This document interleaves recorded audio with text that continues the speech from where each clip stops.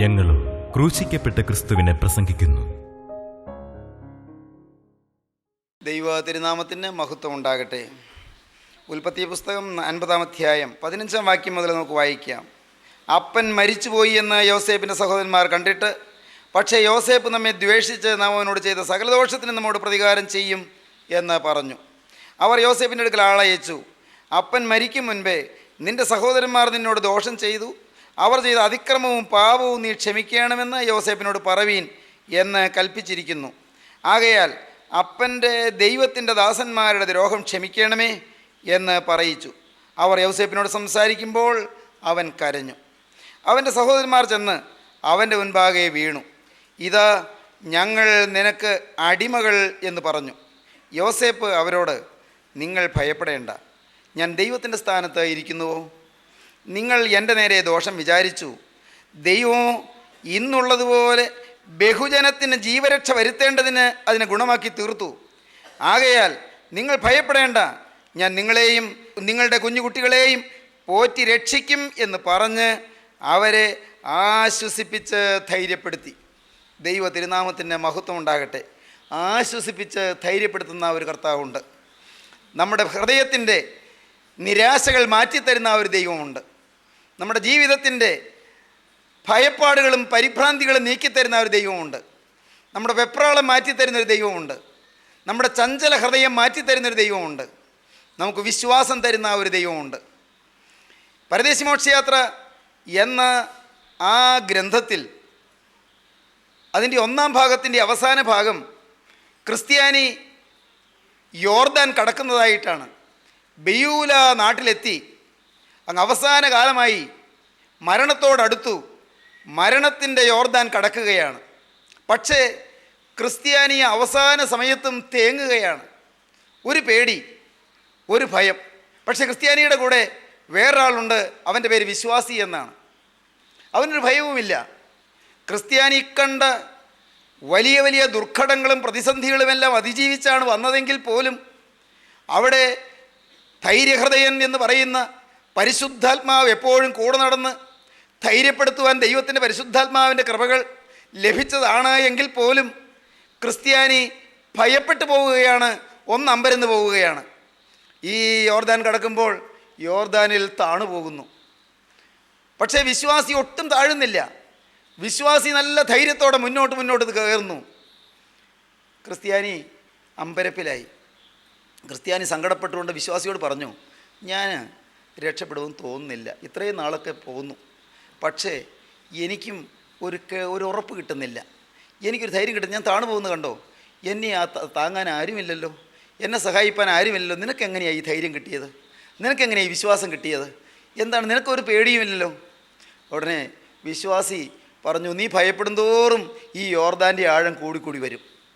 എനിക്ക് സുഖമായിട്ട് നടന്നു പോകാം, ഒട്ടും ആഴമില്ല.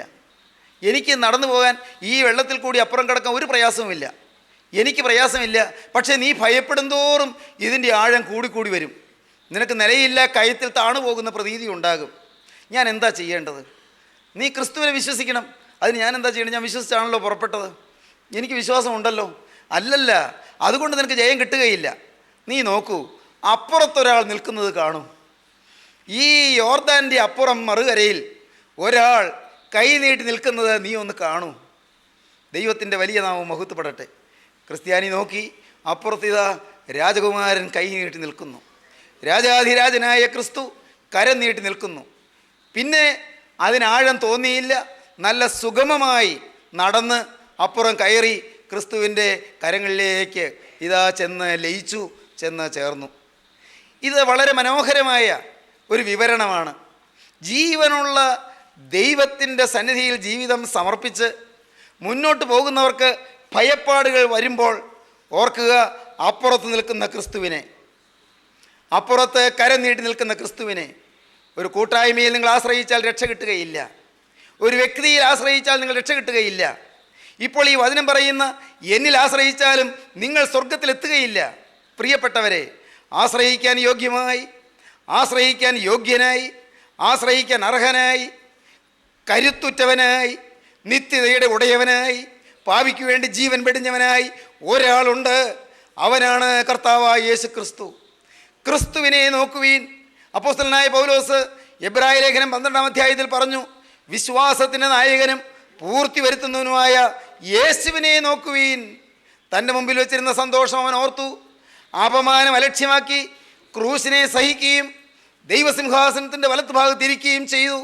നിങ്ങളുടെ ഉള്ളിൽ ക്ഷീണിച്ച് മടുക്കാതിരിപ്പാൻ പാപികളാൽ തനിക്ക് നേരിട്ട ഇങ്ങനെയുള്ള വിരോധം സഹിച്ചവനെ ധ്യാനിച്ചു കൊള്ളുവീൻ. അപ്പോസ്തലനായ പൗലോസ് എബ്രായ ലേഖനം 11-ാം അധ്യായത്തിൽ അനേകം പൂർവിക വിശ്വാസികളുടെ പരമ്പരയെ തന്നെ അവതരിപ്പിക്കുകയാണ്. അനേകം വിശ്വാസികൾ, വിശ്വാസ വീരന്മാർ, ഹാബേൽ മുതൽ ഹാനോക്ക്, നോഹ, അബ്രഹാം, ഇസ്ഹാക്ക് എന്നിങ്ങനെ മോശ തുടങ്ങി അനേകം വിശ്വാസ വീരന്മാരുടെ പട്ടിക നിരത്തി വെച്ചിട്ട് ഈ വിശ്വാസ വീരന്മാരായ വിശുദ്ധന്മാരെ എല്ലാം കാണിച്ചു കൊടുത്തിട്ട് പറയുകയാണ്, ഇവരെല്ലാം സാക്ഷികളുടെ വലിയൊരു സമൂഹമാണ്. ലോകം തങ്ങൾക്ക് യോഗ്യമല്ല എന്ന് പറഞ്ഞു നിന്ന വിശുദ്ധന്മാരുടെ പട്ടികയാണ്. ഈ വിശുദ്ധന്മാർ, ഈ സാക്ഷികളുടെ സമൂഹം നമുക്ക് ചുറ്റും നിൽക്കുന്നുണ്ട്. നമുക്ക് പ്രോത്സാഹനം തരുവാൻ, നമ്മെ ധൈര്യപ്പെടുത്തുവാൻ, നമുക്ക് ഉയരും ഉന്മേഷവും ഊർജ്ജസ്വലതയും പകർന്നു തരുവാനായി ഇതാ വിശ്വാസികൾ, വിശുദ്ധന്മാർ ചുറ്റും നിൽക്കുന്നുണ്ട്. ആകയാൽ നാമും സാക്ഷികളുടെ ഇത്ര വലിയൊരു സമൂഹം ചുറ്റും നിൽക്കുന്നത് കൊണ്ട് സകല ഭാരവും മുറുകെ പറ്റുന്ന പാപവും വിട്ട് നമുക്ക് മുമ്പിൽ വെച്ചിരിക്കുന്ന ഓട്ടം സ്ഥിരതയോടെ ഓടുക. വിശ്വാസത്തിൻ്റെ നായകനും പൂർത്തി വരുത്തുന്നതിനായ യേശുവിനെ നോക്കുക. ഈ സാക്ഷികളുടെ സമൂഹത്തെ നോക്കി ഓടിയാൽ രക്ഷ കിട്ടുകയില്ല. ചുറ്റും നിൽക്കുന്ന വിശുദ്ധന്മാരെ നോക്കി ഓടിയാൽ രക്ഷ കിട്ടുകയില്ല. രക്ഷ കിട്ടണമെങ്കിൽ വിശ്വാസത്തിൻ്റെ നായകനും പൂർത്തി വരുത്തുന്നതിനായ യേശുവിനെ നോക്കണം. പ്രിയപ്പെട്ടവരെ, യേശുവിനെ നോക്കിക്കൊണ്ട് ഓടണം. തളർച്ച മാറും, നിരാശ മാറും, ആകുലം മാറും. യൗസേപ്പ് അവരോട് സംസാരിച്ചു. എന്താണ് പറഞ്ഞത്? ഞാൻ ദൈവത്തിൻ്റെ സ്ഥാനത്തിരിക്കുന്നുവോ? നിങ്ങൾ എന്നെ ദൈവത്തെ പോലെ കാണുന്നത് എന്തിനാണ്? ഞാൻ നിങ്ങളുടെ സഹോദരനല്ലേ? ഞാൻ നിങ്ങളൊരുവനല്ലേ? എന്നാൽ സ്വർഗത്തിലെ ദൈവമല്ലേ നിങ്ങൾക്ക് ക്ഷമിച്ചു തന്നത്? ദൈവമല്ലേ ക്ഷമിച്ചു തന്നു എന്ന് നിങ്ങൾക്ക് വചനം തന്നത്? എൻ്റെ നാവിലൂടെയായിരിക്കും വചനം വന്നത്, പക്ഷേ ക്ഷമിച്ചത് ദൈവമല്ലേ? ദൈവമല്ലേ പുറത്തു തന്നത്? നിങ്ങൾ എന്തിന് പരിഭ്രമിക്കുന്നു? നിങ്ങൾ ഭയപ്പെടേണ്ട. ആ വാക്യം നമുക്കൊന്നുകൂടെ വായിക്കാം. 50-19. യോസേപ്പ് അവരോട്, നിങ്ങൾ ഭയപ്പെടേണ്ട, ഞാൻ ദൈവത്തിൻ്റെ സ്ഥാനത്തിരിക്കുന്നുവോ? നിങ്ങൾ എൻ്റെ നേരെ ദോഷം വിചാരിച്ചു. ദൈവമോ ഇന്നുള്ളതുപോലെ ബഹുജനത്തിന് ജീവരക്ഷ വരുത്തേണ്ടതിന് അതിനെ ഗുണമാക്കി തീർത്തു. നിങ്ങൾ എൻ്റെ നേരെ ദോഷം വിചാരിച്ചു. ദൈവമോ ഇന്നുള്ളതുപോലെ ബഹുജനത്തിന് ജീവരക്ഷ വരുത്തേണ്ടതിന് അതിനെ ഗുണമാക്കി തീർത്തു. ആകയാൽ നിങ്ങൾ ഭയപ്പെടേണ്ട, ഞാൻ നിങ്ങളെയും നിങ്ങളുടെ കുഞ്ഞുകുട്ടികളെയും പോറ്റി രക്ഷിക്കും എന്ന് പറഞ്ഞ് അവരെ ആശ്വസിപ്പിച്ച് ധൈര്യപ്പെടുത്തി. പ്രിയപ്പെട്ടവരെ, യോസേപ്പ് തന്നെ അവർക്ക് വെളിപ്പെടുത്തിയ അന്ന് യോസേപ്പ്, ഞാൻ യോസേപ്പ് ആകുന്നു എന്ന് അവരോട് പറഞ്ഞ് മിസ്രയീമിൽ അവർ ആഹാരം കൊള്ളുവാൻ, ധാന്യം കൊള്ളുവാൻ വന്നപ്പോൾ അവരോട് പറഞ്ഞ്, ഞാൻ യോസേപ്പ് ആകുന്നു, എന്നെ ഇവിടെ വിറ്റതുകൊണ്ട് നിങ്ങൾ വിഷാദിക്കേണ്ട, ജീവരക്ഷയ്ക്കായി ദൈവം എന്നെ നിങ്ങൾക്ക് മുൻപേ അയച്ചതാണ് എന്നെല്ലാം പറയുന്ന ഭാഗം അവരെ യോസേപ്പ് ഇപ്പോൾ ഓർമ്മപ്പെടുത്തുകയാണ്. വാഗ്ദത്തം വിശ്വാസം എന്ന താക്കോൽ, വാഗ്ദത്തം എന്ന താക്കോലുമാണ്. വാഗ്ദത്തത്തിൻ്റെ താക്കോൽ, വചനത്തിൻ്റെ വാഗ്ദത്തം എന്താണ് പറയുന്നത്? 45-ാം അധ്യായത്തിൽ നാം അത് കാണുന്നുണ്ട്. 45-ാം അധ്യായം 4-ാം വാക്യം മുതൽ വായിക്കുമ്പോൾ അങ്ങനെയാണ് കാണുന്നത്. നിങ്ങൾ മിസ്രയീമിലേക്ക് വിറ്റ് കളഞ്ഞ നിങ്ങളുടെ സഹോദരൻ യോസേപ്പാകുന്നു ഞാൻ. എന്നെ ഇവിടെ വിറ്റതുകൊണ്ട് നിങ്ങൾ വ്യസനിക്കേണ്ട, വിഷാദിക്കുകയും വേണ്ട. ജീവരക്ഷയ്ക്കായി ദൈവം എന്നെ നിങ്ങൾക്ക് മുൻപേ അയച്ചതാകുന്നു. ഈ വചനം വാഗ്ദത്ത വചനമാണ്. ഈ വചനം, വാഗ്ദത്തത്തിൻ്റെ വചനം, അതൊരു താക്കോൽ പോലെ അവർക്ക് കൊടുക്കുകയാണ്. ഇവിടെ പറയുന്നത് എന്താണ്? എന്നെ ഇവിടെ വിറ്റതുകൊണ്ട് നിങ്ങൾ വ്യസനിക്കേണ്ട, വിഷാദിക്കുകയും വേണ്ട. ജീവരക്ഷയ്ക്കായി ദൈവം എന്നെ നിങ്ങൾക്ക് മുൻപേ അയച്ചതാകുന്നു. ദേശത്ത് ക്ഷാമമുണ്ടായിട്ട് ഇപ്പോൾ 2 സംവത്സരമായി. ഒഴിവും കൊയ്ത്തുമില്ലാത്ത 5 സംവത്സരം ഇനിയും ഉണ്ട്. ഭൂമിയിൽ നിങ്ങൾക്ക് സന്തതി ശേഷിക്കേണ്ടതിനും വലിയൊരു രക്ഷയാൽ നിങ്ങളുടെ ജീവനെ രക്ഷിക്കേണ്ടതിനും ദൈവം എന്നെ നിങ്ങൾക്ക് മുൻപേ അയച്ചിരിക്കുന്നു. ആകയാൽ നിങ്ങളല്ല, ദൈവമത്രേ എന്നെ ഇവിടെ അയച്ചത്. എന്നെ ഇവിടെ വിറ്റതുകൊണ്ട് നിങ്ങൾ വിഷാദിക്കേണ്ട, നിങ്ങൾ നിരാശപ്പെടേണ്ട. ഇതെല്ലാം ദൈവം നന്മയ്ക്കാക്കി തീർത്തു. വന്നതെല്ലാം ദൈവം നന്മയ്ക്കാക്കി തീർത്തു. പ്രിയപ്പെട്ടവരെ, യൗസേപ്പ് അവരെ ധൈര്യപ്പെടുത്തിയതാണ്. യൗസേപ്പ് അവർക്ക് ആശ്വാസം കൊടുത്തതാണ്. എത്രയോ നാളുകളായി ഈ ആശ്വാസത്തിൻ്റെ വചനം അവരുടെ ഹൃദയത്തിലുണ്ട്. പക്ഷേ ആ വാഗ്ദത്ത വചനം അവരിപ്പോൾ മറന്നിരിക്കുകയാണ്. വാഗ്ദത്തം അവർക്ക് കൈമോശം വന്നിരിക്കുകയാണ്. വാഗ്ദത്തം വചനം അവർ മറന്നുപോയിരിക്കുകയാണ്. അത് സങ്കടകരമാണ്. നിങ്ങളുടെ ജീവിതത്തിൽ ഈ വാക്കുകളെ നിങ്ങൾ കേൾക്കുമ്പോൾ ഒന്ന് ചിന്തിക്കൂ. നിങ്ങൾക്ക് തന്ന വാഗ്ദത്തങ്ങൾ ഏതെങ്കിലും നിങ്ങൾ മറന്നുപോയിട്ടുണ്ടോ? ദൈവം നിങ്ങളെ വിളിച്ചപ്പോൾ, ദൈവം നിങ്ങളെ തിരഞ്ഞെടുത്തപ്പോൾ, ദൈവം നിങ്ങൾക്ക് ജീവൻ തന്നപ്പോൾ, ദൈവം നിങ്ങളൊരു മാനസാന്തരത്തിലേക്ക് നടത്തിയപ്പോൾ, ദൈവം വീണ്ടും ജന്മത്തിൻ്റെ അനുഭവം നിങ്ങൾക്ക് തന്നപ്പോൾ, ദൈവം ഒരു വിശുദ്ധ ജീവിതത്തിന് വേണ്ടിയുള്ള ഒരാഗ്രഹം നിങ്ങൾക്ക് തന്നപ്പോൾ, അശുദ്ധിയോട് യാത്ര പറയാൻ നിങ്ങൾക്കൊരു തീരുമാനം തന്നപ്പോൾ, നിങ്ങളുടെ മദ്യപാനം വിട്ടുകളയണമെന്ന് ഒരു വലിയ ആശ നിങ്ങൾക്ക് വന്നപ്പോൾ, നിങ്ങളുടെ ചില ദുശ്ശീലങ്ങൾ മാറ്റിക്കളയണമെന്ന് നിങ്ങൾക്ക് താല്പര്യം വന്നപ്പോൾ, അപ്പോൾ ദൈവം നിങ്ങൾക്ക് ചില വാഗ്ദത്തങ്ങൾ തന്നിട്ടില്ലേ? ദൈവത്തിൻ്റെ ആത്മാവ് ചില വാഗ്ദത്തങ്ങൾ തന്നിട്ടില്ലേ? ഒന്ന് നിങ്ങൾ ഓർത്തു നോക്കൂ. സ്വർഗത്തിലെ ദൈവത്തിൻ്റെ വചനം എത്ര മധുരമാണ്. വാഗ്ദത്ത വചനങ്ങൾ, ദൈവം തന്ന ആശ്വാസ വചനങ്ങൾ, ദൈവം തന്ന സമാധാന വചനങ്ങൾ. പ്രിയപ്പെട്ടവരെ, ഞാൻ നിങ്ങളോട് പറയട്ടെ, എന്നെ നിലനിർത്തുന്നത് ദൈവത്തിൻ്റെ വചനമാണ്. എന്നെ ധൈര്യപ്പെടുത്തുന്നത് ദൈവത്തിൻ്റെ വചനമാണ്. എന്നെ ആശ്വസിപ്പിക്കുന്നത് ദൈവത്തിൻ്റെ വചനമാണ്. പ്രശ്നങ്ങൾ വരുമ്പോൾ, പ്രതിസന്ധികൾ പെരുകുമ്പോൾ, ആകുലങ്ങളും ആവലാധികളും തെറുത്തുയർന്നു വരുമ്പോൾ എനിക്ക് ധൈര്യം തരുന്നത് ദൈവത്തിൻ്റെ വചനമാണ്. ദൈവം നമ്മുടെ സങ്കേതവും ബലവുമാകുന്നു. കഷ്ടങ്ങളിൽ അവൻ ഏറ്റവും അടുത്ത തുണയായിരിക്കുന്നു. ആ വാക്ക് ഞാൻ ഇടയ്ക്കിടയ്ക്ക് പറയും. ദൈവം നമ്മുടെ സങ്കേതവും ബലവുമാകുന്നു, കഷ്ടങ്ങളിൽ അവൻ ഏറ്റവും അടുത്ത തുണയായിരിക്കുന്നു. പ്രിയപ്പെട്ടവരെ, ആ വാക്യം ഞാൻ ഉരുവിട്ടുകൊണ്ട് ഞാൻ ദൈവത്തെ സ്തുതിക്കാറുണ്ട്. അതുകൊണ്ട് ഭൂമി മാറിപ്പോയാലും, പർവ്വതങ്ങൾ കുലുങ്ങി സമുദ്രമധ്യേ വീണാലും, അതിലെ വെള്ളം ഇരച്ച് കലങ്ങിയാലും, അതിൻ്റെ കോപം കൊണ്ട് പർവ്വതങ്ങൾ കുലുങ്ങിയാലും നാം ഭയപ്പെടുകയില്ല. ഒരു നദിയുണ്ട്, അതിൻ്റെ തോടുകൾ ദൈവനഗരത്തെ, അത്യുന്നതൻ്റെ വിശുദ്ധ നിവാസത്തെ തന്നെ സന്തോഷിപ്പിക്കുന്നു. ദൈവം അതിൻ്റെ മധ്യേയുണ്ട്. ദൈവം അധികാലത്ത് തന്നെ അതിന് സഹായിക്കും. ഞാൻ ഈ വാഗ്ദത്തങ്ങൾ ഉരുവിട്ടുകൊണ്ട്, 46-ാം സങ്കീർത്തനത്തിൻ്റെ ഈ ആദ്യ ഭാഗം ഉരുവിട്ടുകൊണ്ട് ഞാൻ ദൈവത്തെ സ്തുതിക്കാറുണ്ട്. ഞാൻ വീണ്ടും വീണ്ടും പറയാറുണ്ട്, കഷ്ടകാലത്ത് വിളിച്ചപേക്ഷിക്കുക, ഞാൻ നിന്നെ വിടുവിക്കുകയും നീ എന്നെ മഹത്വപ്പെടുത്തുകയും ചെയ്യുമെന്ന വാക്യം ഞാൻ വീണ്ടും വീണ്ടും ഉരുവിടാറുണ്ട്. യഹോവയിൽ ആശ്രയിച്ച് നന്മ ചെയ്യുക, ദേശത്ത് പാർത്ത് വിശ്വസ്തത ആചരിക്കുക, യഹോവയിൽ തന്നെ രസിച്ചു കൊള്ളുക, അവൻ നിൻ്റെ ഹൃദയത്തിലെ ആഗ്രഹങ്ങളെ നിനക്ക് തരും. നിൻ്റെ വഴി യഹോവയെ ഭരമേൽപ്പിക്കുക, അവനിൽ തന്നെ ആശ്രയിക്കുക, അവനത് നിർവഹിക്കും. ഈ ദൈവത്തിൻ്റെ വചനം പ്രിയപ്പെട്ടവരെ നിങ്ങൾ വായിച്ച് ധ്യാനിക്കണം. ഈ ബൈബിൾ നിങ്ങൾ വായിച്ച് ധ്യാനിക്കുക മാത്രമല്ല, നിങ്ങളിതിലെ വാക്യങ്ങൾ കൂടെ കൂടെ വായിക്കണം. ചില വാക്യങ്ങൾ നിങ്ങളുടെ മനസ്സിൽ തറയുന്ന വാക്യങ്ങൾ, നിങ്ങളുടെ ഹൃദയത്തെ സ്പർശിക്കുന്ന വാക്യങ്ങൾ നിങ്ങൾ ബൈബിളിൽ അണ്ടർലൈൻ, നിങ്ങൾ അടിയിൽ വരയിട്ട് നിങ്ങളത് വായിക്കണം. മാത്രമല്ല, നിങ്ങൾ വീണ്ടും വീണ്ടും ഉരുവിടണം. അങ്ങനെ നിങ്ങൾ അറിയാതെ കാണാതെ പഠിച്ചു പോകണം. പ്രിയപ്പെട്ടവരെ, കാണാതെ പഠിക്കാൻ വേണ്ടി ഇരിക്കുകയല്ല, വായിച്ച് വായിച്ച് കാണാതെ ആയിത്തീരണം. കാണാതെ പഠിച്ചതുപോലെ ആയിത്തീരണം. വചനം നിങ്ങളുടെ ഹൃദയത്തിൽ നിറഞ്ഞു നിൽക്കണം. വചനം നിങ്ങളുടെ ജീവിതത്തിൽ തിങ്ങി നിൽക്കണം.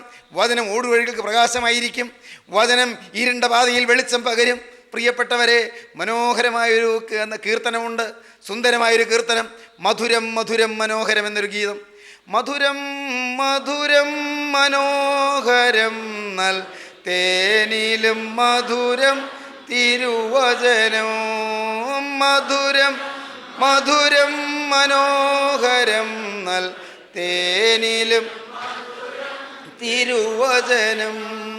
പാതയിൽ ശോഭിത ദീപമതായി കൂരിരുളാകെ അകറ്റിയിടും. പാതയിൽ ശോഭിത ദീപമതായി കൂരിരുളാകെ അകറ്റിയിടും. മധുരം മധുരം മനോഹരം നൽ തേനിലും മധുരം. മധുരം മധുരം മനോഹരം നൽ തേനിലും മധുരം തിരുവചനം. മേത്തരമാം പൊൻ അതിനോടതുല്യവും തങ്കവും അതിനോടു സമമല്ല. മേത്തരമാം പൊൻ അതിനോടതുല്യം തങ്കവും അതിനോടു സമമല്ല. മധുരം മധുരം മനോഹരം നൽ തേനിലും മധുരം തിരുവചനം. മധുരം മധുരം മനോഹരം നൽ മധുരം മധുരം മനോഹരം, തേനിലും മധുരം തിരുവചനം. തിരുവചനം മധുരമാണ് പ്രിയപ്പെട്ടവരെ. വലിയ കൊള്ള കണ്ടു കിട്ടിയതിനെ പോലെ ഞാൻ നിൻ്റെ വചനത്തിൽ ആനന്ദിക്കുന്നു ദാവീദ് ഒരിക്കൽ പറഞ്ഞു. ദാവീദിന് വചനം ശക്തിയായിരുന്നു, ദാവീദിന് വചനം ബലമായിരുന്നു, ദാവീദിന് വചനം ആശ്വാസമായിരുന്നു, ദാവീദിന് വചനം സൗഖ്യമായിരുന്നു. വചനം സൗഖ്യമാണ് പ്രിയരെ, വചനം ബലമാണ് പ്രിയരെ, വചനം ധൈര്യമാണ് പ്രിയരെ, വചനം നമ്മുടെ ജീവനാണ് പ്രിയരെ, വചനം ആത്മാവാണ്, വചനം ശക്തിയാണ്, വചനം വെളിച്ചമാണ്, വചനം സമാധാനമാണ്. പ്രിയപ്പെട്ടവരെ, വചനം വിശുദ്ധിയാണ്, വചനം സ്നേഹമാണ്.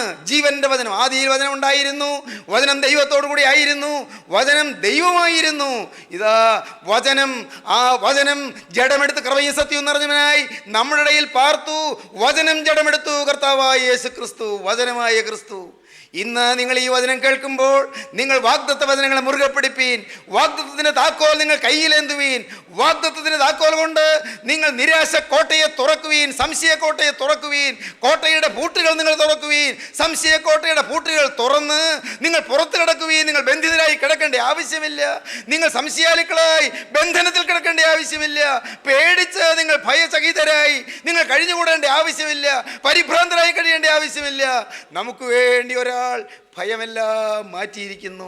നമുക്ക് വേണ്ടി ഒരാൾ പാപമെല്ലാം നീക്കിയിരിക്കുന്നു. നമുക്ക് വേണ്ടി ഒരാൾ ക്രൂസിൽ മരിച്ചിരിക്കുന്നു. നമുക്ക് വേണ്ടി ഒരാൾ സ്നേഹം മാത്രം നൽകിയിരിക്കുന്നു. നോക്കൂ, യൗസേപ്പിൻ്റെ സ്നേഹം. അല്പം പോലും പരിഭവമില്ലല്ലോ, അല്പം പോലും പാരുഷ്യമില്ലല്ലോ, അല്പം പോലും മുഷിച്ചിലില്ലല്ലോ, അല്പം പോലും ഇഷ്ടക്കേടില്ലല്ലോ. എന്തോ ഒരു സ്നേഹം. സ്നേഹിതരെ, ഈ സ്നേഹത്തിൻ്റെ അത്യുദാത്ത മാതൃക നാം കാണുന്നത് ക്രൂസിലാണ്. ക്രൂസിലെ സ്നേഹം, ക്രൂസിലെ ആ കാരുണ്യം, ക്രൂസിലെ അദമ്യമായ സ്നേഹം, ക്രൂസിലെ നിസ്തുലമായ സ്നേഹം, ക്രൂസിലെ അത്ഭുത സ്നേഹം, പാപിയെ വീണ്ടെടുക്കുന്ന ക്രൂസിൻ്റെ നിസ്തുലമായ സ്നേഹം. ഇന്ന് ഈ വാക്കുകൾ നിങ്ങൾ കേൾക്കുമ്പോൾ നിങ്ങൾ ആ ക്രൂസിലെ സ്നേഹത്തെ ഒന്ന് ധ്യാനിക്കുകയും, കർത്താവായ യേശു ഇതാ ക്രൂസിന്മേൽ മൂന്നാണികളിൽ തൂങ്ങിക്കിടക്കുന്നത് നിങ്ങളൊന്ന് കാണുകയും, നിങ്ങളുടെ മനസ്സിൽ നിങ്ങൾക്ക് ധ്യാനിക്കാം പ്രിയരെ. നിങ്ങൾക്ക് വേണ്ടി പീഡയേറ്റ് കിടക്കുന്ന ആ തിരുശരീരത്തെ നിങ്ങൾക്ക് ധ്യാനിക്കാം. നിങ്ങളുടെ ഉൾക്കണ്ണ് തുറന്നുകൊണ്ട് നിങ്ങൾക്ക് ധ്യാനിക്കാം പ്രിയരെ. ആ കൈകൾ ആണിയടിച്ച് തകർത്തിരിക്കുന്നു. ചോര, തിരുരക്തം, കുറ്റമില്ലാത്ത രക്തം തുള്ളി തുള്ളിയായി താഴോട്ട് ഒഴുകി വീഴുന്നു. നോക്കൂ പ്രിയപ്പെട്ടവരെ, അവൻ്റെ ശിരസിൽ മുൾമുടി വെച്ചിരിക്കുന്നു. ശിരസിൽ വെച്ചിരിക്കുന്ന മുൾമുടിയിൽ അവരാഞ്ഞടിച്ചപ്പോൾ ആ മുള്ള് തലയിലേക്ക് നെറ്റിയിലേക്കെല്ലാം തറഞ്ഞു കയറി. ആ മുള്ളിൻ്റെ അറ്റം കണ്ണിൽ വന്ന് അതിൻ്റെ അറ്റം കണ്ടു. പ്രിയപ്പെട്ടവരെ, അവിടെ നിന്ന് രക്തം തുള്ളി തുള്ളിയായി കവിളിലേക്ക് ഒഴുകി. കവിളത്തടിച്ച് വീർത്തു വീങ്ങിയ കവിള്, രോമങ്ങൾ പിഴുതെടുത്ത് രോമകൂപങ്ങളിൽ രക്തം തുളിച്ചു നിൽക്കുന്ന കവിള്. നിങ്ങൾ ശ്രദ്ധിക്കൂ, നിങ്ങൾ സൂക്ഷിച്ചു നോക്കുവീൻ, ധ്യാനിക്കുവീൻ. പ്രിയപ്പെട്ടവരെ, ആ കവിളത്ത് തുപ്പലേറ്റിട്ടുണ്ട്. തുപ്പലും വിയർപ്പും രക്തവും കൂടി ഒലിച്ചൊലിച്ച് താഴോട്ട് ഇറങ്ങുന്നു. അപ്പോഴുണ്ട് ചങ്കിൽ കുന്തം കൊണ്ട് കുത്തേറ്റിട്ടുണ്ട്. അവിടെ നിന്ന് ചോര ഇതാ ഒഴുകുന്നു. സ്നേഹിതരെ കാണുവീൻ, ഇതാ കാലുകൾ തുളയ്ക്കപ്പെട്ടിരിക്കുന്നു. രക്തം ഇറ്റിറ്റായി ഒഴുകിക്കൊണ്ടിരിക്കുന്നു. നോക്കുവീൻ, അവൻ്റെ പുറത്തേക്ക് ചാട്ടവാർ കൊണ്ട് ആഞ്ഞടിച്ചപ്പോൾ ചാട്ടവാറേറ്റ് പുറം ഉഴവുചാല് പോലെ കീറിയിരിക്കുന്നു. കർത്താവായ യേശു ജനിക്കുന്നതിന് 750 കൊല്ലം മുമ്പ് യെശയ്യാ പ്രവാചകൻ ഈ കാഴ്ച കണ്ടു. യെശയ്യാ പ്രവാചകന്റെ പുസ്തകം 53-ാം അധ്യായത്തിൽ ഈ കാഴ്ച യേശുവിൻ്റെ ക്രൂശീകരണത്തിൻ്റെ 750 കൊല്ലം മുമ്പ് കണ്ടിട്ട് യെശയ്യാവ് പറഞ്ഞു, ഇതാ സാക്ഷാൽ നമ്മുടെ രോഗങ്ങളെ അവൻ വഹിച്ചു, നമ്മുടെ വേദനകളെ അവൻ ചുമന്നു. അവൻ നമ്മുടെ അതിക്രമങ്ങൾ നിമിത്തം മുറിവേറ്റും നമ്മുടെ അകൃത്യങ്ങൾ നിമിത്തം തകർന്നു വിരിക്കുന്നു. നമ്മുടെ സമാധാനത്തിനായുള്ള ശിക്ഷ അവൻ്റെ മേലായി. അവൻ്റെ അടിപ്പിണരുകളാൽ നമുക്ക് സൗഖ്യം വന്നിരിക്കുന്നു. അടിപ്പിണരാൽ നമുക്ക് സൗഖ്യം തരുവാൻ, അവൻ്റെ മുറിവുകളാൽ നമ്മുടെ മുറിവുകളെ പൊറപ്പിക്കുവാൻ, അവനേറ്റ വേദനയാൽ നമ്മുടെ നിത്യവേദനയും യാതനയും മാറ്റുവാൻ, അവനേറ്റ ശിക്ഷയാൽ നമ്മുടെ നരകശിക്ഷ ഒഴിവാക്കി തരുവാൻ അവനിതാ ക്രൂശിന്മേൽ കിടക്കുന്നു. മകനെ, ഇനി നീ സംശയിക്കരുത്. മകളെ, ഇനി നീ സംശയിക്കരുത്. വാഗ്ദത്തത്തിന്റെ താക്കോൽ നീ വേഗം എടുക്കുക. വചനത്തിന്റെ താക്കോൽ നീ വേഗം എടുക്കുക. നിരാശ കോട്ടയെ നീ തകർക്കുക. നീ നിന്റെ ജീവിതത്തിലെ സംശയക്കോട്ടയുടെ പൂട്ട് തുറക്കുക. നീ പുറത്ത് കിടക്കുക. നീ പ്രസാദാത്മകമായ ജീവിതം നയിച്ചുകൊണ്ട് ദൈവത്തെ സ്തുതിച്ചുകൊണ്ട് മുന്നോട്ട് പോകുക. യൗസേപ്പ് അവരെ ധൈര്യപ്പെടുത്തി. യൗസേപ്പ് പറഞ്ഞു, യൗസേപ്പ് ഇങ്ങനെയാണ് പറഞ്ഞത്, ഞാൻ അന്ന് നിങ്ങളോട് പറഞ്ഞതല്ലേ, അന്ന് ഞാൻ പറഞ്ഞതല്ലേ നിങ്ങളോട്, ഞാൻ അന്ന് പറഞ്ഞത് എന്താണ്, നിങ്ങൾ മറന്നുപോയോ? നിങ്ങൾ ആ വാക്കുകൾ എന്താണ് ഇത്ര പെട്ടെന്ന് മറന്നുപോയത്? ഞാനന്ന് പറഞ്ഞതല്ലേ, ദൈവം ജീവരക്ഷയ്ക്കായി എന്നെ മുൻപേ അയച്ചതാണ്. ഈ ക്ഷാമകാലത്ത് നമ്മളും നമ്മുടെ കുഞ്ഞുകുട്ടികളും നമ്മുടെ തലമുറയും ആരും പട്ടിണി കിടന്ന് ചാകാതിരിക്കാൻ ഉടയമ്പരാനെല്ലാം മുൻകൂട്ടി കണ്ട് എന്നെ ഇങ്ങോട്ട് അയച്ചതാണ്. അതുകൊണ്ട് നിങ്ങളല്ല എന്നെ അയച്ചത്, ഇതാ സ്വർഗത്തിലെ ദൈവം തന്നെയാണ് അയച്ചത്. ദൈവത്തിൻ്റെ കാര്യം ഇതിൻ്റെ എല്ലാം പിന്നിലുണ്ട്. എല്ലാം നിയന്ത്രിക്കുന്നൊരു കാര്യം, എല്ലാം. ദൈവ പൈതലേ, ഞാൻ നിന്നോട് പറയട്ടെ, നിൻ്റെ ജീവിതത്തിൽ വന്നതെല്ലാം എല്ലാം നിയന്ത്രിച്ച് നന്മയ്ക്കാക്കി മാറ്റാൻ ഒരു ദൈവത്തിന് കഴിയും. നീ ഇന്ന് പറഞ്ഞുകൊണ്ടിരിക്കുന്നത് ക്ലോസ്ഡ് ചാപ്റ്റർ എന്നാണ്, തീർന്നു എന്നാണ്, ഇനി ആശയ്ക്ക് വകയില്ലെന്നാണ്, എൻ്റെ ജീവിതം കരിഞ്ഞു പോയില്ലേ എന്നാണ്, എൻ്റെ ജീവിതം നാമ്പടഞ്ഞു പോയില്ലേ എന്നാണ്, എൻ്റെ ജീവിതം എല്ലാം നാശമായി പോയി എന്നാണ്, ഇനിയും എനിക്കുണ്ടോ ഒരു എഴുന്നേൽപ്പ് എന്നാണ്, ഇനി എനിക്കുണ്ടോ ഒരു ഭാവി എന്നാണ്. എൻ്റെ ഭൗതിക ഭാവിയും നശിച്ചു, എൻ്റെ ആത്മീയ ഭാവിയും നശിച്ചു എന്നല്ലേ നീ പറയുന്നത്? ഈ രോഗമുണ്ടോ മാറാൻ പോകുന്നെന്നല്ലേ നീ പറയുന്നത്? ഈ കഷ്ടപ്പാടുണ്ടോ തീരാൻ പോകുന്നു?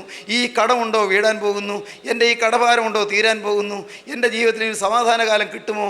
അതെല്ലാം പഴയ പഴയ കഥകൾ. ഇനിയുണ്ടോ ഒരു സമാധാനം? ദൈവ പൈതലേ, ഇങ്ങനെ പലതിനെ ഓർത്ത് നിരാശപ്പെട്ട് നീ ഇരിക്കുകയാണ്. നിനക്ക് പുതുവസന്തങ്ങൾ വിരിയിച്ചു തരുന്ന ഒരു ജീവനുള്ള നാഥനുണ്ട്. നിൻ്റെ ജീവിതത്തിൽ പുതു തളിരുകൾ കിളിർപ്പിച്ചു തരുന്ന ഒരു രക്ഷകനുണ്ട്. നിൻ്റെ ജീവിതത്തിൽ ഇനിയും നിനക്ക് ആശയും പ്രതീക്ഷയും പുലർത്തി തരുന്ന ഒരു നല്ല ദൈവമുണ്ട്.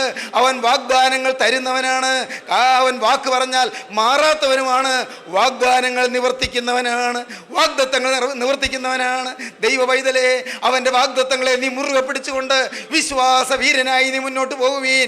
വിശ്വാസത്തിൻ്റെ ദാർഢ്യം പൂണ്ട് നീ മുന്നോട്ട് പോകുവീൻ. അധൈര്യപ്പെടരുത് പ്രിയരെ, ചഞ്ചലപ്പെടരുത് പ്രിയരെ, നിങ്ങൾ സംശയാലുക്കളാകരുത്.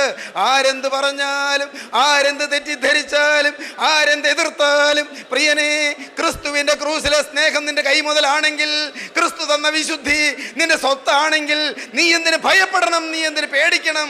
ജീവനുള്ള ക്രിസ്തുവിൻ്റെ പിറകെ നിനക്ക് ധൈര്യമായി പോകാമല്ലോ. അവൻ്റെ സാക്ഷിയായി നിനക്ക് എഴുന്നേൽക്കാമല്ലോ. അവന് വേണ്ടി നിന്റെ ആയുസ് നിനക്ക് വേർതിരിക്കാമല്ലോ. ഇതാ യൗസേപ്പ് അവരെ ധൈര്യപ്പെടുത്തി ആശ്വസിപ്പിച്ചു. കർത്താവായ യേശു നമ്മെ ധൈര്യപ്പെടുത്തും.